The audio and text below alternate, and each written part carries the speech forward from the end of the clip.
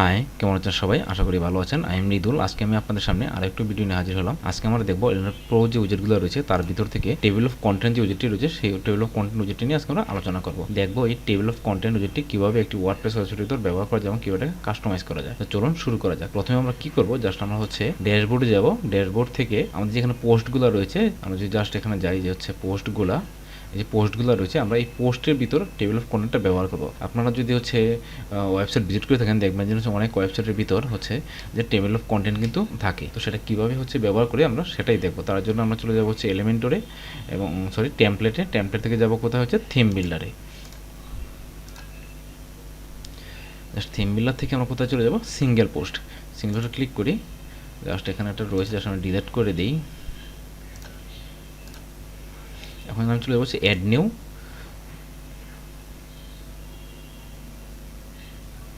তো দেখেন এখানে কি রয়েছে, কিছু হচ্ছে পোস্ট রেডি করা রয়েছে, ব্লগ, তারপর হচ্ছে পেজ আছে, মাই টেমপ্লেট। তো আমরা জাস্ট এটা ক্লোজ করে দিয়ে কাস্টমভাবে তৈরি করব, ক্লোজ। তারপর জাস্ট আমি এখানে একটা সেকশন নিয়ে নিলাম। এখন আমি কী করবো, জাস্ট এখানে হচ্ছে আমরা প্রথমে দিব হচ্ছে কি আমাদের ফিচার ইমেজ, তারপর দিব হচ্ছে আমি যদি আবার এখানে যাই তারপর দিব কি আমাদের হচ্ছে যে পোস্ট কন্টেন্ট। আমি কিন্তু পোস্ট কন্টেন্ট এখানে দিয়ে দিলাম। তারপরে যদি যাই তারপর হচ্ছে এখানে কি রয়েছে, দেখানো হচ্ছে আরও কিছু অপশন রয়েছে। তো সেগুলো আমরা ব্যবহার না করে আমি কি করব, জাস্ট এখানে আমি দিয়ে দেবো হচ্ছে টেবিল অফ কন্টেন্ট।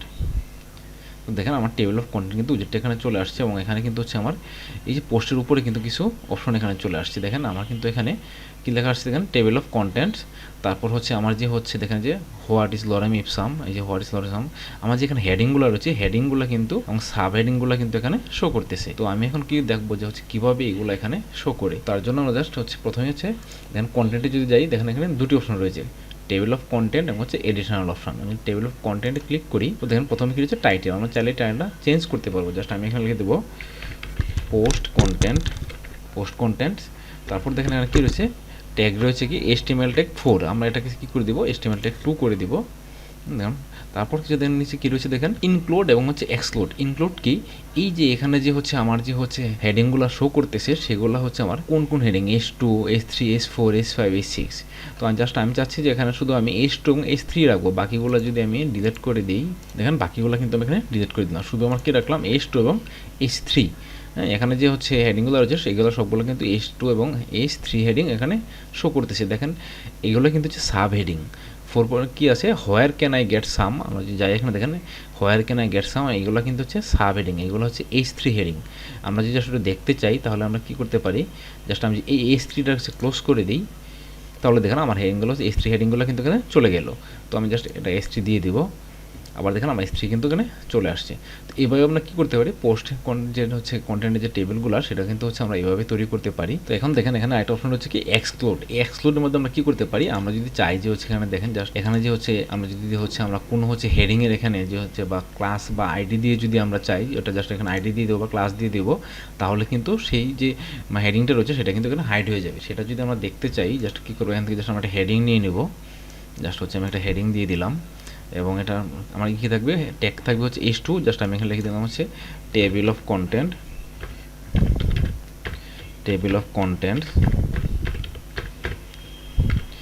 এখন আমি কি করব, জাস্ট এটা হচ্ছে অ্যাডভান্সে যাব, অ্যাডভান্সে গিয়ে জাস্ট আমি এটার হচ্ছে একটা CSS ক্লাস দিয়ে দিব যে হাইড। এখন যদি এটা আপডেট করি এবং হচ্ছে আমি এখানে জাস্ট এটা পেজটাকে একটু রিলোড করি,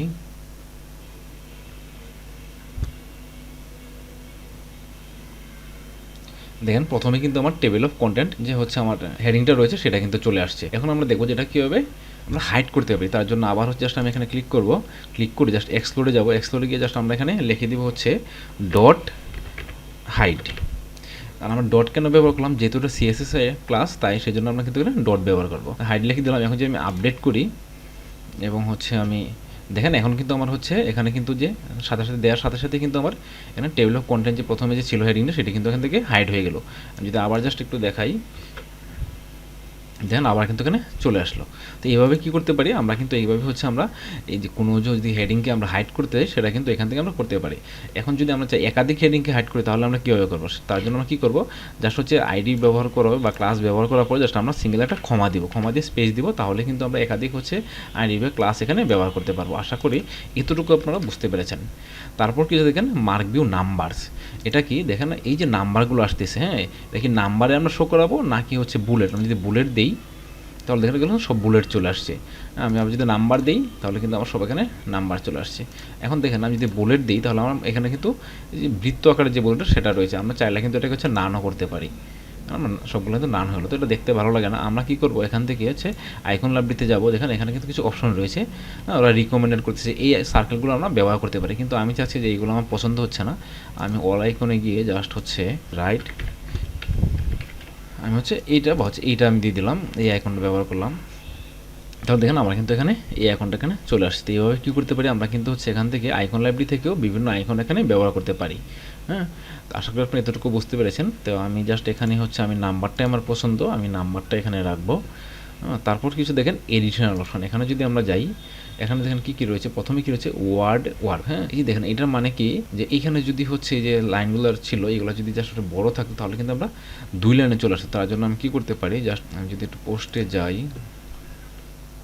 যে হচ্ছে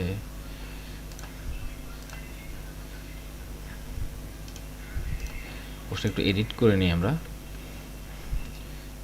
জাস্ট হচ্ছে এই লাইনটা কি হচ্ছে আমি কি করব, আমি হচ্ছে আরও 3 বার ব্যবহার করে দিই, কপি করে, সরি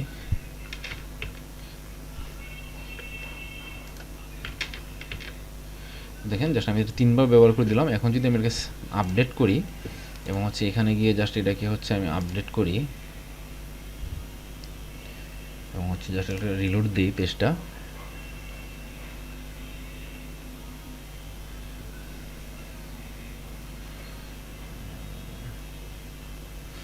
আরও বড় করতে হবে এটাকে, জাস্ট আরেকটু আমি বড় করে নিই।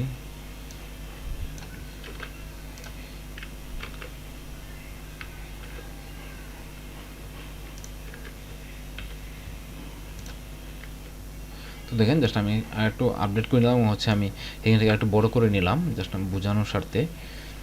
এখন যদি জাস্ট আমি এখানে গিয়ে রিলোড করি, আশা করি এখন হয়ে যাবে।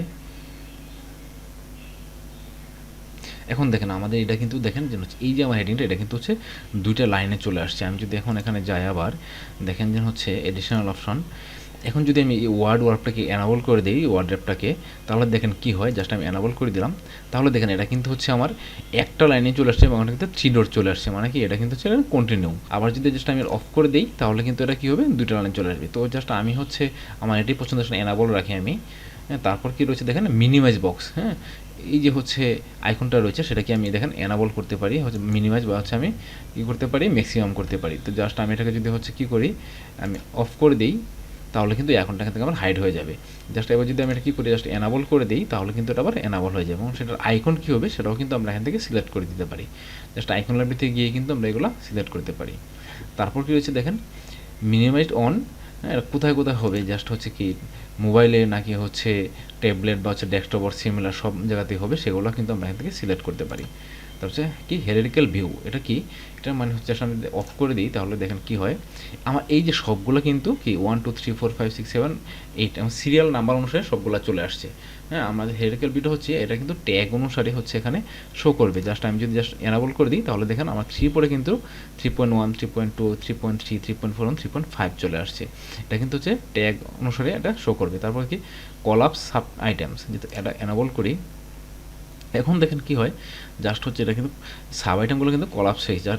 ক্লিক করবো তখন দেখেন আমরা এগুলো কিন্তু হচ্ছে শো করবে, যখনই আমি এটা আবার ক্লিক করবো দেখেন কিন্তু হাইড হয়ে যাচ্ছে। তো এটাও কিন্তু একটা মজার সেটিংস, আমরা চাইলে কিন্তু আমাদের হচ্ছে ডিজাইন অনুসারে এটা হচ্ছে এখানে এনাবল বা হচ্ছে ডিসেবল করতে পারি। তো জাস্ট এটাকে আমি কি করলাম হচ্ছে এটাকে আমি হচ্ছে অফ করে রাখলাম।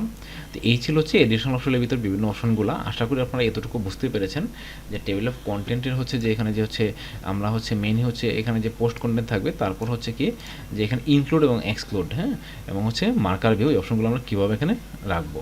তারপর হচ্ছে এডিশনাল অপশন। এখানে হচ্ছে যে আমরা হচ্ছে যে ওয়ার্ডগুলো কি হচ্ছে কি র্যাপ করে রাখবো কিনা, তারপর হচ্ছে মিনিমাইজ বক্স।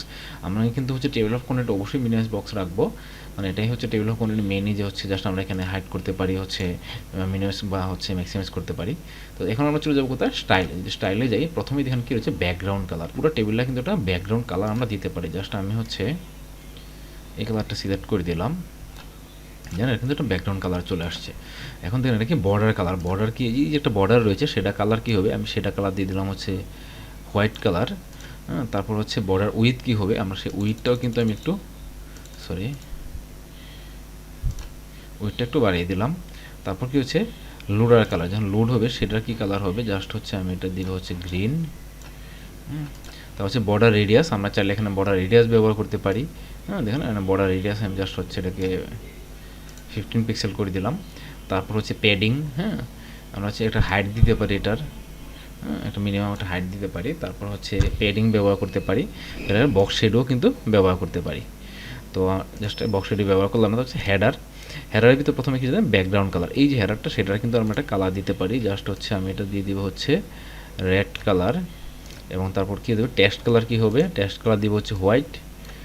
তারপর হচ্ছে আমার টাইপোগ্রাফি, আমরা টাইপোগ্রাফিতে কী করতে পারি সাইজটা একটু বড় করে নেব, পোস্ট কন্টেন্ট। তারপর হচ্ছে আইকন কালার, আইকন কালারটা কী হবে এটাও আমরা দেবো হচ্ছে হোয়াইট কালার। তারপর সেপারেটার উইথ, আমি জাস্ট হচ্ছে এটা সেপারেট করে দিলাম এতটুকু। দেখেন আমার কিন্তু এখানে সেপারেট উইথটাও চলে আসলো। তারপর হচ্ছে লিস্ট, লিস্টে যাই, প্রথমে কিছু টেক্সট কালার কী হবে, টেক্সট কালার হবে হচ্ছে ব্ল্যাক। তারপর হচ্ছে আন্ডারলাইন কী হবে থাকবে কি না, তো আমি জাস্ট আন্ডারলাইন রাখবো না। তারপর হচ্ছে মার্কার, মার্কার কালার কী হবে জাস্ট আমি দিয়ে দিব হচ্ছে রেড কালার। আমার সেটা সাইজ কী হবে, সাইজটাও কিন্তু আমরা এখান থেকে সিলেক্ট করতে পারি, জাস্ট 14 পিক্সেল দিয়ে দিলাম। তো এই ছিল হচ্ছে লিস্টের ভিতরে বিভিন্ন অপশনগুলো। তো আশা করি আপনারা বুঝতে পেরেছেন যে এখন টেবিল অফ কন্টেন্ট আমরা কীভাবে সাজাবো এবং হচ্ছে এটা কীভাবে ব্যবহার করব। তো এই ছিল হচ্ছে টেবিল অফ কন্টেন্টের ব্যবহার। তো আজকে আমি এখানেই শেষ করছি, দেখা হবে পরবর্তী ভিডিওতে। ও আরেকটি কথা, পরবর্তী ভিডিও পেতে অবশ্যই আমার চ্যানেলটি সাবস্ক্রাইব করে রাখবেন এবং পাশে থাকা বেল আইকনে ক্লিক করে রাখবেন। তো ভালো থাকেন সবাই, দেখা হবে পরবর্তী ভিডিওতে। ধন্যবাদ সবাইকে।